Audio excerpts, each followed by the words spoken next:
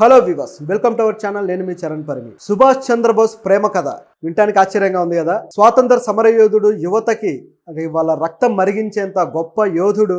So నిజం చెప్పాలంటే స్వాతంత్రం ఎవరి వల్ల వచ్చిందయ్యా అంటే మన చరిత్ర పుస్తకాలు ఒకలాగా ఉంటుంది, కానీ ఇంకా గమనించి చూస్తే తర్వాత జనరేషన్స్ అర్థం చేసుకుంది ఏంటంటే అందులో సుభాష్ చంద్రబోస్ పాత్ర చాలా గణనీయంగా ఉందని. అటువంటి వ్యక్తి మీ రక్తాన్ని నాకు ఇవ్వండి, నేను మీకు స్వాతంత్రాన్ని ఇస్తాను అని నినాదం చేసిన వ్యక్తి, అణువణువున దేశభక్తి నింపుకున్న వ్యక్తికి ఒక ప్రేమ కథ ఉందట. సో ఆయనలో ఎంత సున్నితత్వము, ఎంత ప్రేమ కథ ఉంది. సో ఆ ప్రేమ కథ ఎలా గడిచింది అనే దాని మీద మనం ఇప్పుడు కొన్ని మాటలు మాట్లాడుకుందాం. ఎందుకంటే ఆయన ప్రేమ కథ కూడా చాలా ఇంట్రెస్టింగ్గా ఉంటుంది. సో దాంట్లో ఉన్న కొన్ని ఫ్యాక్ట్స్ ఏంటనేది మనం చూద్దాం. మీకు ఆల్రెడీ ఆయన కూతురు పేరు తెలిసే ఉంటుంది. కొద్ది రోజుల క్రితం కూడా మన ఇండియాకి వచ్చి ఆయన సుభాష్ చంద్రబోస్ గారి ప్రతిమ ఒకదాన్ని ఆవిడ ఆవిష్కరించడము, మీడియాతో కొంచెం ముచ్చడించడము, ఆ తర్వాత వెళ్ళడం జరిగింది. ఆవిడ పేరు అనిత అని చెప్పేసి మీరు ఆల్రెడీ వినే ఉంటారు. కాకపోతే ఈ అనిత చూడడానికి మాత్రం కొద్దిగా ఫారినర్లా కనబడుతూ ఉంటారు మనకి. సో ఎందుకు ఈవిడ ఇలా ఉన్నారు, ఈవిడ ఏ కంట్రీలో ఉంటారు, సో ఈవిడ సుభాష్ చంద్రబోస్ కూతురు అని చెప్పి ఎలా రివీల్ అయింది, ఆవిడ తల్లి గారితో ఆయనకున్న లవ్ స్టోరీ ఏంటనేది మన చర్చ. సో అంటే ఇదేంటంటే కొంతమంది జాతీయ నాయకుల జీవితాల్లో మనకు తెలియని అనేక కోణాలు ఉంటాయన్నమాట. మనకు చూపించని పేజీలు ఎన్నో ఉంటాయి. సో అవి కూడా చాలా ఇంట్రెస్టింగ్గా ఉంటాయి. గాంధీజీ జీవితంలో కూడా అలాంటివి ఉన్నాయి. కాకపోతే ఆయన ఓపెన్గా కొన్ని తన పుస్తకాల్లోనే రాసుకోగలిగారు.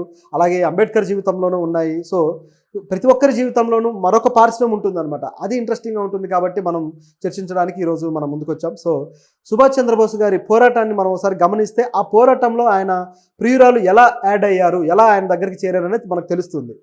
సుభాష్ చంద్రబోస్ గారు ఆజాద్ హింద్ ఫౌజ్ స్థాపించి బ్రిటిష్ వాళ్ళని కేవలం పోరాటంతో, అది కూడా సాయుధ పోరాటంతోనే మనం వాళ్ళని వెళ్ళగొట్టగలం అని చెప్పేసి ఆయన భావించాడు.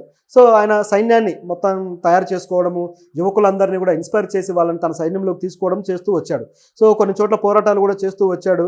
అయితే ఈ పోరాటాల వల్ల ఆయన అనేకసార్లు జైలు పాలు కావాల్సి వచ్చింది. ప్రతిసారి కూడా ఆయన ఏదో ఒక మారువేషం వేసుకొని తప్పించుకునే టాక్టిక్స్ ఫాలో అయ్యేవాడు. ఒక జేమ్స్ బాండ్ లాగా ఉండేది ఆయన టాక్టిక్స్ అన్నీ కూడా. చాలాసార్లు తప్పించుకున్నాడు. కానీ 1996లో మాత్రం ఆయన తప్పించుకోలేకపోయాడు. సో ఆయన అరెస్ట్ అయ్యాడు.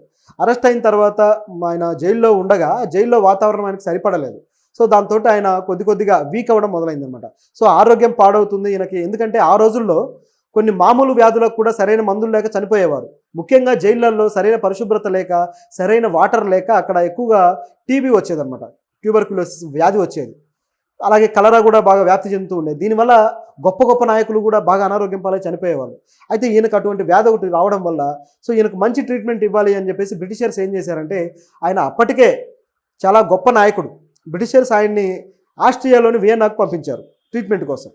అంటే ఒక స్వాతంత్ర సమర యోధుల్ని పక్క దేశానికి ట్రీట్మెంట్ కోసం పంపించేంత ఏముంటుంది, నిజానికి వీళ్ళ కఠినమైన శిక్షలు విధించాలి కదా. ఈయన ఎందుకు ఈ విధంగా చేశారు అంటే, నిజానికి సుభాష్ చంద్రబోస్ బ్రిటిష్ ప్రభుత్వంలోనే, అంటే ఇప్పుడు మనం ఐఏఎస్లు ఉన్నారు కదా, కలెక్టర్లు, సో ఈ స్థాయి ర్యాంక్ ఉన్న వ్యక్తి అనమాట. ఆయన ఐఏఎస్గా, అంటే అప్పట్లో వేరే పేరు ఉండేది. సో ఆ ర్యాంకులో ఆయన ఆల్రెడీ పదవి నిర్వహిస్తూ ఆ పదవికి రాజీనామా చేసి స్వాతంత్రోద్యమంలోకి వచ్చిన వ్యక్తి. సో అంతటి స్టేచర్ ఉన్న వ్యక్తి కాబట్టి ఆయనకు ఆ విలువ ఉందన్నమాట.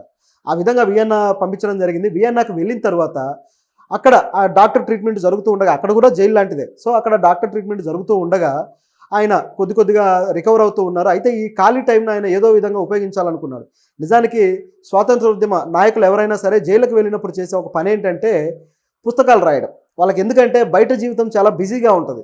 అదే అక్కడికి వెళ్తే అక్కడ ఒక టైం టేబుల్ ఉంటుంది, తర్వాత మిగతా టైం అంతా ఖాళీగా ఉంటారనమాట. కాబట్టి వాళ్ళు పుస్తకాలు రాయడం మీద దృష్టి పెడతారు. నెహ్రూ గారు కూడా, జవహర్లాల్ నెహ్రూ గారు డిస్కవరీ ఆఫ్ ఇండియా అని చెప్పేసి ఒక అద్భుతమైన పుస్తకాన్ని రాశారు. ఆ పుస్తకాన్ని ఆయన జైల్లో ఉన్నప్పుడే రాశారు. ఏననే కాదు, అనేక మంది, కార్ల్ మార్క్స్ కూడా తన పుస్తకాలు తను ఒంటరి జీవితంలో ఉన్నప్పుడే రాశారు. అలాగే హిట్లర్ కూడా అదేవిధంగా మీన్ కాంఫ్ అనే పుస్తకాన్ని జైల్లో ఉన్నప్పుడే రాశాడు. సో ఈ విధంగా కొంతమంది ఆ విధంగా రాస్తుంటారు. అయితే ఇక్కడ ఈ సుభాష్ చంద్రబోస్ ఆ పుస్తకం రాయడం కోసం ఒక వ్యక్తి అవసరమయ్యారు. ఆయనకు టైపిస్ట్ కావాల్సి వచ్చింది. సో ఈ టైపిస్ట్ కోసం ఆయన వెతుకుతూ ఉండగా, తనకు తెలిసిన వాళ్ళకి చెప్పడం ఇవన్నీ చేస్తూ ఉండగా ఒక ఆస్ట్రియా కుటుంబం, సో వాళ్ళు అక్కడి నేటివ్ పీపుల్ కదా, ఒక ఆస్ట్రియాకి సంబంధించిన ఒక కుటుంబం వాళ్ళకు కన్సల్ట్ అయ్యారనమాట. అయితే ఆ కుటుంబంలో ఉన్న ఎమిలీ అనే ఒక అమ్మాయి, చాలా అందంగా చాలా అద్భుతంగా ఉన్న ఆ అమ్మాయి ఒక టైపిస్ట్. సో ఆవిడని ఈయనకి ఒక అసిస్టెంట్గా, టైపింగ్ అసిస్టెంట్గా పెట్టడానికి ఒక ప్రతిపాదన వచ్చింది. అయితే ఆ కుటుంబం ఒప్పుకోలేదు. ఎందుకంటే అది European country. So European country people అంటే, ఇక ఆస్ట్రియా అంటే జర్మనీకి పక్కనే ఉంటుంది. నిజానికి హిట్లర్ కూడా ఆస్ట్రియా వాడే. సో ఆ పక్కనే ఉంటుంది. ఈ కంట్రీ వీళ్ళంతా కూడా ఎలా భావిస్తారంటే మేము తెల్లవాళ్ళము, మేము బ్రిటిషర్స్ సంబంధించిన ఆ యూరోపియన్ లెగసీ ఏదైతే ఉందో దాన్ని ఫీల్ అవుతూ ఉంటారనమాట. కాబట్టి వాళ్ళు ఒక ఇండియన్కి పనిచేయడానికి ఇష్టపడలేదు. అయితే సరే చూద్దామని చెప్పేసి మొత్తానికి ఒక గంట చర్చ జరిగింది ఒక సుభాష్ చంద్రబోస్ తోటి. ఈ గంట చర్చలో అంటే ఆయన ఏం చేయాలనుకుంటున్నాడు ఏంటి అనే మాటల్లో వాళ్ళు కన్విన్స్ అయిపోయారనమాట. సో ఆయన విజన్కి, ఆయన పోరాట స్ఫూర్తికి వాళ్ళు కన్విన్స్ అయిపోయి ఆ ఎమిలీని ఆయనకు అసిస్టెంట్గా పంపించడానికి ఆ కుటుంబం ఒప్పుకుంది. సో అట్లా ఆ కుటుంబం పంపించడము, ఆ ఎమిలీ ఆయన దగ్గరికి రావడము, సో రోజు ఆయనతోటి చర్చలు జరగడము, ఆయన తన విషయాలన్నీ చెప్పడము, ఆవిడ రాయడం జరుగుతుంది. అంటే ఈ పుస్తకం కూడా యువతకి స్ఫూర్తినివ్వాలి అనేది ఆయన ఆలోచన. అంటే ఇతర దేశాల్లో యుద్ధ ఖైదీలుగా ఉన్న భారతీయులు కావచ్చు, అదేవిధంగా ఇక్కడ ఉన్న భారతీయులు కావచ్చు, వీళ్ళందరికీ స్ఫూర్తి నింపి ఈ పోరాటంలో భాగం చేయాలనేది ఆ పుస్తకానికి ఆయన తీసుకున్న ఒక ఇంటెన్షన్. సో దాని ప్రకారం ఆయన రాస్తూ వచ్చాడు. సో ఆ రాసే క్రమంలో ఆయన జీవితం అంతా అక్కడ తెరిచిన పుస్తకంలో మారుతుంది కాబట్టి అనుకోకుండా ఇక ఆవిడ ఆయన ప్రేమలో పడింది, ఆయన కూడా ఆవిడ ప్రేమలో పడ్డాడు. సో ఈ ప్రేమలో పడిన తర్వాత సుభాష్ చంద్రబోస్ గారు చెప్పిన మాట ఒకటి ఉంది. ఏంటంటే, ఇప్పటిదాకా నేను నా దేశాన్ని ప్రేమించాను, మొట్టమొదటిసారి తిరిగి నా దేశం తర్వాత నిన్ను ప్రేమిస్తున్నాను అని.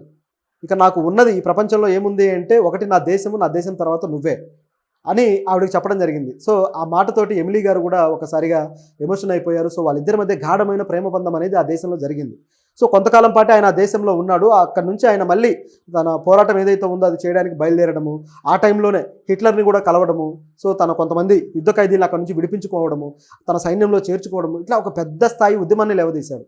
సో ఇదంతా జరుగుతూ ఉండగానే ఆయన మళ్ళీ ఆవిడకి ఎక్కడ ఉన్నా సరే ప్రపంచంలో అనేక దేశాలు తిరిగాడు ఈ యుద్ధ ఖైదీలని విడుదల చేయించడానికి. ఈ క్రమంలో ఆయన కొన్ని లెటర్లు రాస్తూ ఉండేవాడు అనమాట ఎమిలీకి. సో ఆ లెటర్లు ఒక్కొక్కటి రావడము, ప్రతి లెటర్ కూడా, ఎందుకంటే ఆయన ఎప్పుడు దొరికిపోతాడో తెలియదు, సో ప్రతి లెటర్ కూడా ఇక ఇదే చివరి లెటర్ అన్నట్టుగా ఉండేది. సో అంత ప్రేమను ఆ లెటర్లో పెట్టేవాడు, ఒక గాఢమైన అనుభవాన్ని ఆయన పంచుకుంటూ ఉండేవాడు. సో అవి చదివి ఆవిడ కూడా బాగా ఎమోషన్ అయ్యేది, తిరిగి ఆయనకి ఉత్తరాలు రాసేది. సో ఇట్లా జరుగుతూ ఉన్న టైంలో ఇక ఆ లెటర్లు కూడా దాదాపు 160 లెటర్లు ఆయన రాశాడట. అయితే ఈ రాసినా కూడా ఏ విషయాన్ని కూడా నువ్వు బయట పెట్టద్దు అని చెప్పేసి ఎమిలీ గారికి ఆయన గట్టిగా చెప్పాడు. ఎందుకు చెప్పాడంటే, మంచి ప్రేమ కథ, అప్పటికే ఇద్దరు ఇక పెళ్లి కూడా చేసుకోవాలనుకున్నారు. తర్వాత ఐ థింక్ 42లో ఏమో పెళ్లి కూడా చేసుకున్నారు. సో చేసుకున్నాక వాళ్ళకంటూ ఒక పాప పుట్టింది. ఆ పాపకి ఆయన అనిత అని పేరు పెట్టాడు. ఇంత సంసార జీవితం జరుగుతూ ఉన్నా కూడా ఏది కూడా ఆయన బయటకైతే పెట్టలేదు, ఎవరికి తెలియకూడదు అనుకున్నారు. సుభాష్ చంద్రబోస్ అంటే గొప్ప నిజాయితీపరుడైన వ్యక్తి, ఎందుకు తెలియకూడదు అనుకున్నాడు అని మనం గమనించి చూస్తే ఒక విషయం తెలుస్తుంది. ఏంటంటే, ఆయన దేశం కోసం పోరాడుతున్న వ్యక్తి. ఇటువంటి వ్యక్తి ఒక ఐరోపా కంట్రీకి సంబంధించిన వ్యక్తిని పెళ్లి చేసుకున్నాడు అంటే అది ఆ దేశభక్తి మీద లేదా ఆయన ఐడియాలజీ మీద ప్రజల్లో ఒక నెగిటివిటీని తీసుకెళ్తుందనే భయంతో ఆయన ఆగిపోయాడు. ఏ బ్రిటిషర్స్ తోటి అయితే పోరాడుతున్నాడో అటువంటి ఒక వైట్ రేస్కి సంబంధించిన ఒక వ్యక్తిని ఆయన ప్రేమించడము, పెళ్లి చేసుకోవడం అనేది ఆయనను స్ఫూర్తిగా తీసుకునే వాళ్ళకి కాస్త ఇబ్బందికరంగా ఉంటుందని ఆయన దాస్తూ వచ్చాడు. అలా అనేక ఏళ్ళు దాస్తూ పోయాడు. చివరికి ఆయన చనిపోయే వరకు కూడా ఆయన బయట పెట్టలేదు, ఆవిడ కూడా బయట పెట్టలేదు. అంటే ఆయన చనిపోవడం అనేది ఇక్కడ మనకు క్వశ్చన్ అనుకోండి. ఎందుకంటే ఏదైతే ఆయన ఫ్లైట్ యాక్సిడెంట్ తర్వాత ఆయన కనిపించకుండా పోయాడు, ఆయన చనిపోయాడని అందరూ అనుకున్నా సరే చనిపోలేదు అనే వాదనలు కూడా వచ్చాయి. అక్కడ ఉన్నాడు, ఇక్కడ ఉన్నాడు అని. చివరికి ఇప్పటికైతే ఆయనకు 100 ఏళ్ళు దాటి ఉంటాయి కాబట్టి ఆయన లేడు అనుకోవాలి. కానీ ఆయన మర్డర్ లేకపోతే ఆయన చావు అనేది ఒక మిస్టరీనే. సో ఇప్పటిదాకా తెలియకుండా ఉంది కదా, మరి ఎలా తెలిసింది అంటే, చాలా కాలం తరువాత ఐ థింక్ 90sలో అనుకుంటాను ఆవిడ ఆ లెటర్స్ను బయట పెట్టడం, అలాగే ఈ విషయాన్ని పంచుకోవడం జరిగింది. సో తద్వారా ఆ లెటర్లలో ఆయన రైటింగ్ కావచ్చు, ఆయన చెప్పిన విషయాలు కావచ్చు, ఇవన్నీ రూఢి చేస్తున్నాయి కాబట్టి ఆవిడ సుభాష్ చంద్రబోస్ గారి భార్య అని చెప్పి డిక్లేర్ అవ్వడము, అదేవిధంగా ఆయన కూతురు అనిత, ఆవిడ కూడా కూతురు ఉందని చెప్పేసి రివీల్ అవ్వడం జరిగింది. సో ఈ విధంగా గడిచిన తర్వాత ప్రస్తుతం ఏంటి అనేది చూస్తే, ఆయన కూతురిని ఆవిడ అద్భుతంగా చదివించారు. ఆవిడ ప్రస్తుతం అయితే అక్కడ ఉన్న ఒక గొప్ప పారిశ్రామికవేత్తలు ఆవిడ కూడా ఒకరు, చాలా యాక్టివ్గా ఉంటారు. ఆవిడ అప్పుడప్పుడు ఇండియాకు కూడా వచ్చి తన తండ్రికి సంబంధించిన ఆ జ్ఞాపకాలు కావచ్చు, వీటన్నిటిని కూడా ఆవిడ చూసి నెమరేసుకోవడం జరుగుతూ ఉంటుంది. ఇది చాలా అద్భుతమైన ప్రేమ కథ. ఇది నిజానికి ఒక సినిమాకి ఏమాత్రం తీసుకొని ప్రేమ కథలాగా ఉంది ఇది.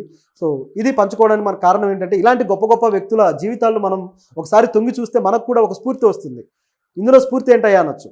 ఆయన ప్రేమించినా సరే ఆ ప్రేమను బయట పెట్టుకోలేకపోవడానికి కారణం ఆయన దేశభక్తి. అదేవిధంగా ఆ పుస్తకం రాయాలనుకోవడానికి కారణం ఆయన దేశభక్తి, అలాగే తన యువతని ఇన్స్పైర్ చేయాలనుకోవడం.